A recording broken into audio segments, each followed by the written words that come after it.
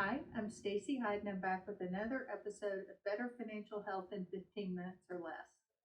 And today I want to talk about something that I think is very, very important and often overlooked. And if you're not on Medicare, don't tune out. Please listen because there are so many people who are on Medicare but are kind of scared of the internet or scared to set this up. So, and what I'm talking about is shopping your Medicare prescription drug plan. So, yes, if you're on traditional Medicare, you'll have a Medicare supplement. It's rare that you're going to want to change that unless, of course, you're very healthy and you've been getting big premium increases, then yes, you may want to shop that. Beware of Medicare Advantage, however.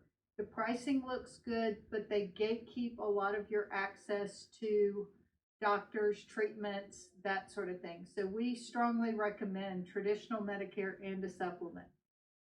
So assuming that is you or your mom or your grandma or your granddad or your favorite aunt or neighbor even, that it is important each year to shop your prescription drug plan.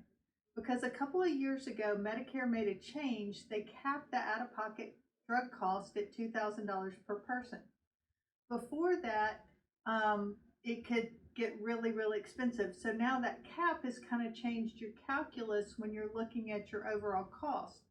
You, in most cases, want to minimize your monthly premiums because those are not capped. Those are still set by the insurance company, but your out of pocket drug costs are now capped at $2,000, which becomes very important if you are taking name brand medications.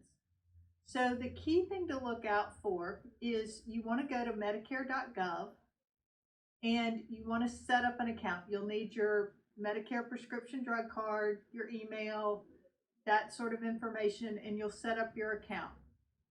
Once you're in there, if you've already been on Medicare for a couple years, once you've set up your account, it'll show you all the prescription drugs. And pay attention if you got a shingles vaccine, that'll be in there because that's covered by the prescription drug plan. And you'll want to go through there and delete any medications you're not currently taking and add any that you recently got filled. Then you'll want to put in the pharmacy that you use. If you use two, I would encourage you to put them in because one may be a lot more cost effective than another. So, true story. I had one of my favorite clients in a week or so ago, and I was asking her about her prescription drug plan. And she said, "You know, Stacy, that plan you put me on a couple of years ago, it's really almost too good to be true. I don't pay anything in premiums. And every time I go to pick up my prescription at Kroger, I don't pay anything." And I said, "Well, what are you taking?" And she said, "I'm taking a blood pressure medication and a cholesterol medication." And so that's because the Medicare system wants her to take those because if she takes the cholesterol, she takes the blood pressure, she's much less likely to have a stroke or heart attack or something like that. So, and they're generic drugs, so there is no cost. So for her, she loves her prescription drug plan. She's like, it's great, it works super. She just didn't like getting the mail. So, you know, there, you can log in and get them emailed to you, and then you can just delete the explanation of benefits.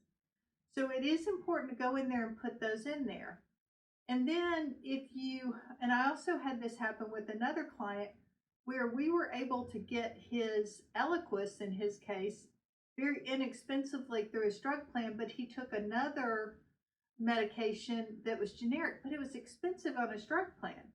But we looked that one up on Mark Cuban's Cost Plus Drugs, and it was very inexpensive there. So now he just has his doctor send that prescription directly to Cost Plus Drugs, and he gets that one through mail order, and he gets his Eliquis at the pharmacy. So that is a key thing to keep in mind. If you do take a name brand drug, oftentimes you're wanting to pick the plan that is going to offer the best pricing on that drug. And it's really going to depend. And even if you love it, like my little client did, she loved hers, we're still, when open enrollment opens on October 15th, we're still going to go in there and look to make sure she's still in the best plan. And I know she's not going to move from Kroger. So if that's the case, that's what you want to put in there. And then it's also helpful to know if you travel a lot or you have a vacation home that you put in a pharmacy at the beach or in the mountains or wherever your vacation home is, even if you use like a local, like very popular around here is Germantown Pharmacy. So you use Germantown Pharmacy when you're here, but maybe you go down to Destin and you're going to need to use a CVS or Walgreens or Walmart or something like that. You want to put that in there just so you know which one is going to offer you the better pricing. And the way you tell is it'll say preferred pharmacy. So that's really the key. And then the nice thing about this, as you go through, it has in there what you have now, and it'll allow you to compare cost, and you can see how it'll work. And the key thing to keep in mind is while many of the plans have deductibles, most of the generic drugs are not subject to that deductible. The deductible only comes into play for the name brand drugs in most cases. So and if you are an insulin dependent diabetic, certain drug plans are better for getting your insulin. So it is important to go and shop it. Even if you've loved it the year before, you don't know if they're going to make some changes that you need to be aware of. And so if that's the case, then you definitely want to know, and it's easier to see on Medicare.gov than it is to go through a booklet with all the drugs listed. So once you get through there and it'll show you what's your lowest total cost, meaning premiums plus copays and deductibles, what your cost is, and you say, okay, that's the one I want. It will also show you how many stars it had. I would be very nervous about getting a plan that didn't at least have 3 stars. Even if it is a little bit less expensive, you really want that customer service. And so once you've found the one you want, you click through. And if you're collecting Social Security or Social Security disability benefits, you can have those premiums deducted directly from your payment, which is a whole lot easier than mailing in a check of $5.32 a month, risking that getting lost in the mail, your coverage getting canceled. So I would strongly encourage you, if you are collecting benefits, to let those premiums be deducted from your payments. So once you get to the bottom, you'll hit enroll. It will sign you up. You can say whether you want to get your plan information via email or via paper.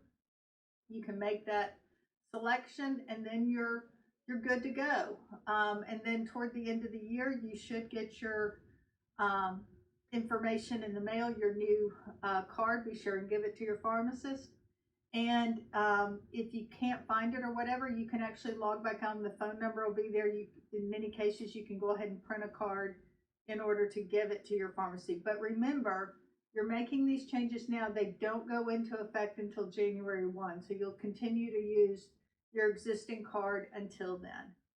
So I hope this was helpful. Please help out those special older folks in your life if you've a younger person and you made it through this far, or if you're one of the folks that this applies to you and you're like, I'm not sure how to do this, share it with that sweet person that's going to help you get it done. If you want a step-by-step guide, you can find it on our website, or if you don't want to look there, you can email us at info@envisionfptn.com and just let us know you would like the how to shop your Medicare RX plan, and we will email it to you. Thanks so much for tuning in, and have a great day.